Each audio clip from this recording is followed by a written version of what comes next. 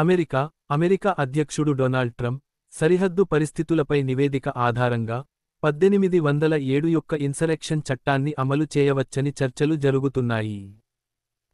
Russia యుద్ధం Russia Easter సందర్భంగా తాత్కాలిక కాల్పుల విరమణను ప్రకటించింది. దీనిని ఉక్రెయిన్ ప్రతిస్పందనగా స్వీకరించింది. ఆర్థిక మార్కెట్లు అమెరికా, చైనా మధ్య వాణిజ్య యుద్ధం కారణంగా ప్రపంచ ఆర్థిక వ్యవస్థపై ప్రభావం పడుతోంది. చైనా లోన్ ప్రైమ్ రేట్లను తగ్గించే అవకాశం ఉంది. కోవిడ్-19 ప్రపంచ ఆరోగ్య సంస్థ ప్రకారం, కొత్త వేరియంట్లు మరియు ప్రాంతీయ పెరుగుదలలతో కోవిడ్-19 ఇంకా ప్రపంచ ఆరోగ్య సమస్యగా కొనసాగుతోంది. సాంకేతిక మరియు సాంస్కృతిక ట్రెండ్స్ ఏప్రిల్ 2025లో ప్రపంచవ్యాప్తంగా సాంకేతిక పురోగతి, సాంస్కృతిక వేడుకలు మరియు కమ్యూనిటీ కార్యక్రమాలు ప్రధానంగా ఉన్నాయి.